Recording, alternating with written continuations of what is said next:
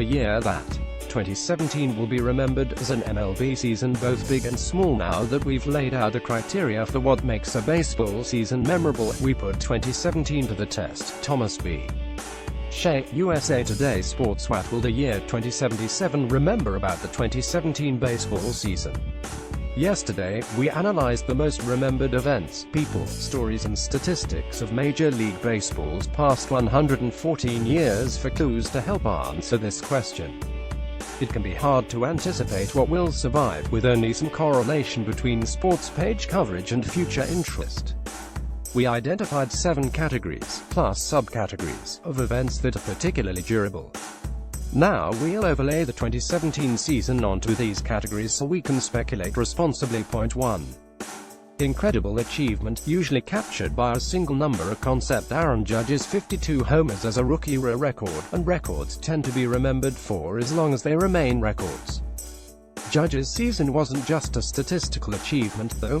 It was an aesthetic masterpiece, with his size and strength and effortless power interacting with the juiced ball, the proliferation of StatCast fun facts and the Yankees' dramatic postseason run to define the season. It had a lot in common with Mark McGwire's rookie season, 49 homers for an ascendant team during the Rabbit Ball 1987 season, and that season is very well remembered. Judge's, much more than, say, Cody Bellinger's, will be, too. That is, unless somebody hits 53 homers as a rookie in the next 6 decades. This is a good first pick. 1B. Incredible team, often captured by a nickname. Cleveland won 22 games in a row, which is sort of a record. It's unambiguously the American League record, though league records don't have much cash now that the leagues are barely distinct from each other. To people who discount the 1916 Giants' 26-game win streak, because there was a game in the middle of it that ended due to rain and darkness in a tie, it might even be the record. But those people have not yet won the argument, which is why 1 year ago, I couldn't have told you who held the non-Giants, because there was one tie record for longest win streak. It was the 1935 Cubs. Therefore, we must conclude that the Indians too will likely be mostly forgotten, despite winning 22 games in a row, which is, in fairness, a lot. A colorful team nickname is extraordinarily important to being remembered as a team. I did not know about the 1935 Cubs, but I do know about the 1934 Cardinals, who were worse and set no records but were called the Gas House Gang. Everybody knows the Gas House Gang. We'll get to the champion Astros in a minute. 1C. Incredible single-player sequence of plays, often aided by iconic photo or video images. Jose Altuve's 3-homer game to kick off the American League Division Series is a dark horse. 3-homer games in the postseason used to be almost automatic immortality, but more postseason rounds and more homers have made these games more common. There have been as many since 2010, 5, as there were in the entire 20th century, but Altuve's is a better bet to survive than Enrique Hernandez's, because the Astros went on to win the World Series and because Altuve did it in an MVP season. Still, it's doubtful. On the other hand, I don't believe I've ever seen anything like the 2017 home run derby, and especially what Judge did in it, effortlessly cranking opposite field homers and the occasional 500-foot blast while his peers giggled and shrieked. The question is whether this is simply a format that players have finally conquered. Justin Bour hit 22 in a round, for goodness sake, whereas there were 5 homers hit in the entire 1990 contest, in which case next year's might top it. If not, I could see watching the 2017 home run derby, condensed and commercial-free, of course, every year on the first morning of the All-Star break. In fact, I foresee myself watching it right now. BRB. Point 2. The moment the timeline begins, nominations for this category are almost always impossible to see in the moment. I doubt anybody in the early 1900s thought Fenway and Wrigley would survive a century, or perhaps even that Major League Baseball would. Meg Rowley, of Baseball Prospectus, suggested to me that in 60 years we might remember 2017 as the year the Players Association started to die because, to some observers, the union conceded too much in the new collective bargaining agreement. But of course, 2017 saw only one small step toward one possible future for the union, and assessing what the players got to conceded in this CBA is itself impossible without years of retrospection and analysis. Which is to say, I like Rolly's suggestion. It's a creative and insightful suggestion, but we're mostly skipping this category. Point 3. Bloopers and or extraordinary failures. Here's my sleeper: Austin Jackson not running out the dropped third strike of the American League Championship Series. Watch. Gary Sanchez could have simply tagged him to complete the out, but instead he stuffed the ball in his pocket and ran out to the mound. Here's the rule. Rule 6.09b. Comment: a batter who does not realize his situation on a third strike not caught, and who is not in the process of running to first base, shall be declared out once he leaves the dirt circle surrounding home plate. Jackson does not do that until Sanchez is already to the mound.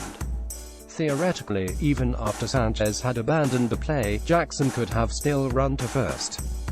See Todd Frazier, the Yankees' third baseman, pointing toward Jackson, acknowledging this risk. Sanchez would have had to take the ball back out of his pocket and tag or throw him out. A tag, let's assume, would have been impossible at the point. Note that the Yankees' first baseman, Greg Bird, doesn't appear in the first shots of the celebration, so perhaps he stayed near the bag just in case. If Jackson had started running, would Sanchez have noticed in time to throw him out? If not, would the plate umpire have allowed it, or would he have declared that the play was already over? If he allowed it, would the Indians have completed a comeback against Aroldis Chapman? If they had, would the Indians have snapped the long World Series drought? If they had, would this have gone down, along with Mickey Owens' disastrous dropped third strike in the 1941 World Series, as an obit-leading blunder on Sanchez's part? Maybe the answer is no to any or all of those questions. But the point is, this is exactly the sort of play that doesn't seem that big in the moment. It was barely noticed anywhere, wasn't mentioned on the broadcast, got a short write-up by Indians beat writer Paul Hoynes, but has the potential to pick up intrigue decades later, when the principal actors get old and forgetful and the fundamental mysteries of the play become unsolvable. That's especially true if Cleveland's World Series drought stretches past a century. The Billy Goat wasn't a big thing in Chicago until decades afterward. It's probably not going to be this play, but I could 100% imagine it. Point 4. Pathos. There are no 2017 nominations for this category. Point 5. Disruption of baseball's basic equilibrium. The juiced ball timeline, if you haven't been quite clear on it, is this: around the All-Star break in 2015, home run rate suddenly shot up almost literally overnight. The evidence, from both writers and physicists, suggests that the spike is consistent with subtle, and perhaps unintentional, changes to the seam heights on Major League Baseballs. Flatter seams lead to less air resistance and more carry, but home run rates kept going up even after that, perhaps because hitters were tailoring the swings and approaches to an environment in which fly balls were more valuable. In 2017, a record 2.52 home runs were hit per game, a 9% increase over 2016, which had seen a 15% increase over 2015, which had seen a 17% increase over 2014. There were a record 25 homers hit in the 2017 World Series. There were 8 home runs hit in one WS game and 7 in another, compared to just 6 in the entire 2014 World Series. But whether we remember 2017 as the juiced ball year depends on whether things go back to normal in 2018. If they don't, then 2015, as the start of the home run timeline, will probably be remembered as the change year, and some future season in which even more home runs get hit will be remembered as the peak year of the dinger. However, if the seams rise slightly and home runs dip by 20% next season, 2017 will be remembered as the year it reached absurdity, and decades of future fun facts will end with. Since 2017, as in, Scooter Cloddy-Womp homered 3 times against the Giants on Tuesday night. That's the most home runs by a Scooter in a single game since 2017. 6. When the larger world intersects with baseball or vice versa, there are no 2017 nominations for this category. Point 7. By being weird, by being almost literally unbelievable or inexplicable. Crucially, things that are somewhat inexplicable sometimes become much more inexplicable with time. There's a case here for the 2017 Astros, specifically as the fulfillment of the Sports Illustrated cover prophecy. As I wrote after Houston won the World Series, most of us are amused by the cover but recognize that it wasn't an outlandish prediction.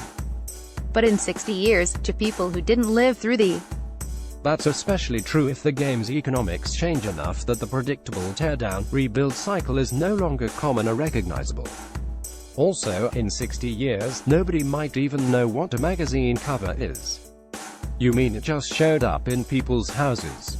Some stranger just dropped a prediction that the worst team in baseball would win the World Series exactly 3 years later. Spooky, but that's not my nomination here.